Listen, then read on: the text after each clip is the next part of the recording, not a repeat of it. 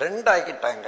ரெண்டு கவுன்சிலிங், ஒன்று general assembly, இன்னொன்று செக்யூரிட்டி கவுன்சில். நேரடியாக நான் பார்த்து அங்கே எல்லாம் அட்டன் பண்ணிட்டு வந்த பிறகுதான் நான் சொல்கிறேன் உங்களோட. சிலர் நம்பவே மாட்டாங்க. இந்த ஊர்ல இருந்து அந்த ஊருக்கு போறதா சாதாரண காரியமானு நினைப்பாங்க. அப்படி போனாலும் ஐக்கிய நாடு சபையில போய் உள்ள இதெல்லாம் கண்காணிக்க முடியுமா என்று நினைப்பாங்க.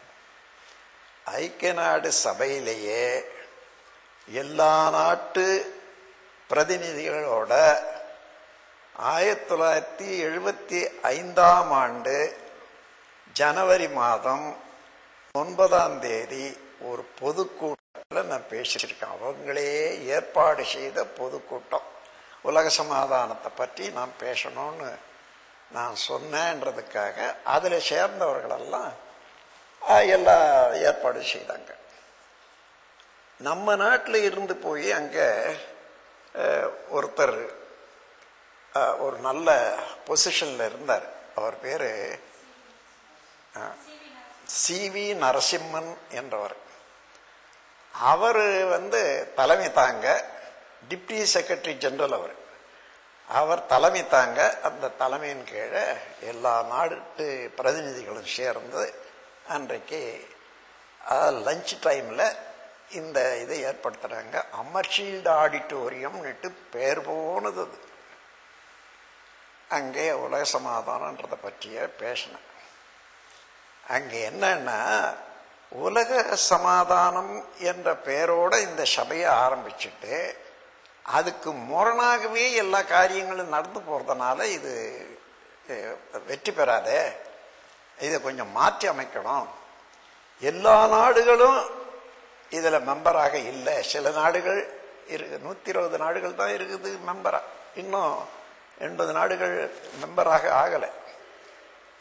அவங்களையும் மெம்பராக மாற்றி எந்த நாடு தவறு செய்தோ அந்த நாட்டை திருத்துறதுக்கோ கண்ட்ரோல் பண்றதுக்கோ தண்டிக்கிறதுக்கோ இந்த சங்கத்துக்கு அதிகாரம் இருக்கணும். ரெண்டாவது சொன்னேன். மூன்றாவது, நீங்க எந்த எந்த இடத்துல சண்டை போடுறாங்களோ, 2 நாடுகள் சேர்ந்து சின்ன சின்ன சண்டையா வந்தாலும் அங்க போய் நீங்க நிறுத்திங்க சண்டைய சொல்றீங்க.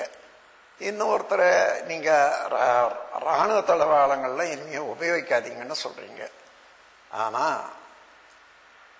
அப்படி செய்துட்டாங்கன்னா அடுத்த மாதமே பக்கத்துல இருக்கக்கூடிய ஆபத்தை பாதுகாக்கிறதுக்கு யாரு? அதனால என்ன செய்யணும்?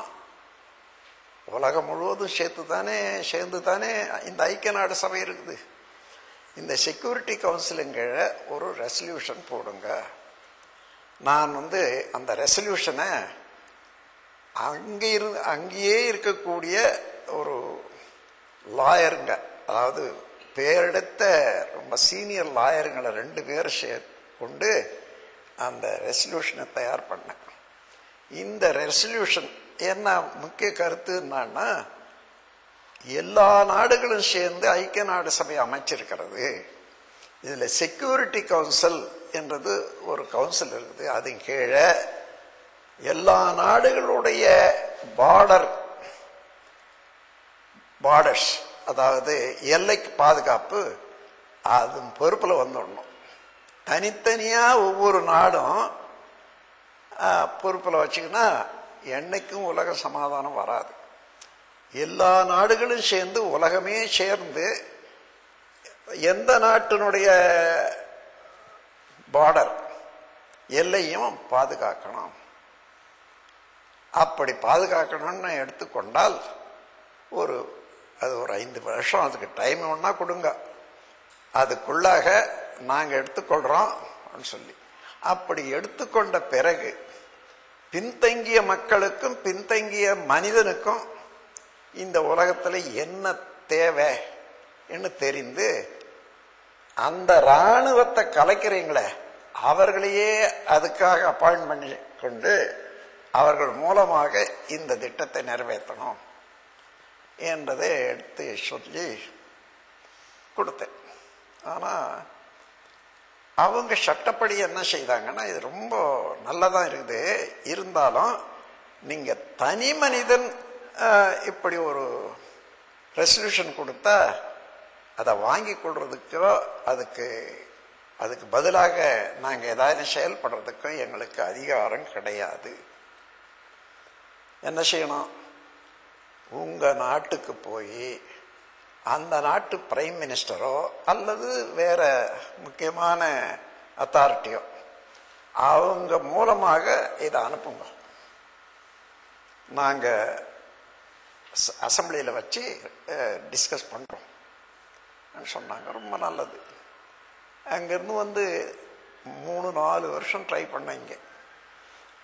இந்த வரக்கூடிய பிரைம் மினிஸ்டர்களோட கொடுக்கறது, விளக்கிறது, இதை நீங்க அனுப்பிச்சா போதும், நான் அங்க போய் பார்த்துக்கிறேன்ற. ஆஹாஹா, இது பேர்பட்ட ஒரு நல்ல திட்டமாச்சே, எளிய முறையில உலகமே சமாதானம் அடையுமே என்றதெல்லாம் சொன்னாங்க அந்த பிரைம் மினிஸ்டர்ஸ். அதுக்கப்புறம் அதை வாங்கிட்டாங்க பாருங்க. இன்னைக்கு என்ன பண்ணிக்கிறோம், நாங்கள் அனுப்பிச்சுட போறோம். சரி, நாங்கள் வந்துட்டோம். அதாவது நம்ம சங்கத்தின் கீழே 4 பேரை அதுக்காக அமைச்சோம், அதாவது கமிட்டியா. அவங்க தான் போய் பேசுறாங்க. இதெல்லாம் அவங்க இப்படி வந்துட்டாங்கன்னு வச்சுங்க, டெல்லிக்கும் மெட்ராஸுக்கும் எவ்வளவு தொலைவு இருக்குது, 4 பேரும் திரும்பி வந்துட்டாங்க. அது அவ்வளவுதான். அதுக்கப்புறம் பாருங்க, ஒரு 3 பிரைம் மினிஸ்டர்ஸ் இந்த மாதிரி வாங்கி வாங்கி வச்சு போச்சு. அதன் பிறகு என்ன ஒரு திட்டம் சொன்னாங்க,